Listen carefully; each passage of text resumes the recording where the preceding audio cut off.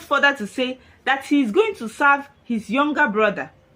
Now, if you read the story about Esau and Jacob in the Bible, according to Genesis 25, you will see everything that went on between the two brothers, from the selling of the birthright by Esau to the stealing of Esau's blessing by Jacob. At the end of the day, everybody would think that Esau ended up losing out everything and becoming poor and wretched. But no, he wasn't. In fact, Esau inherited all his father's properties and ended up becoming very wealthy.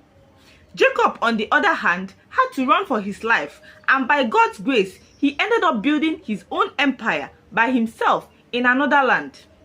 This is to tell you that it was never about the inheritance or the monetary value that was the reason why God loved Jacob.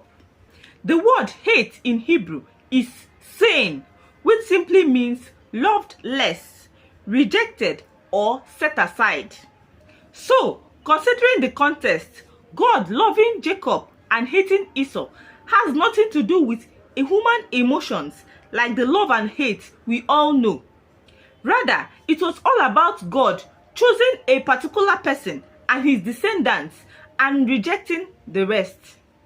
Jacob and Esau were twins, and whenever one is presented with two options, you have to choose one.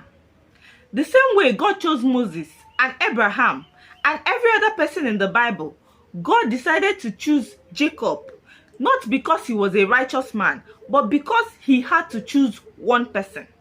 So, God chose Jacob, and he later became Israel, a nation he considered to be his own.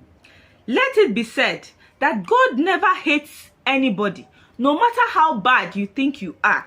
If hate were to be the case, God would have said, I like Isaac and I hate Ishmael.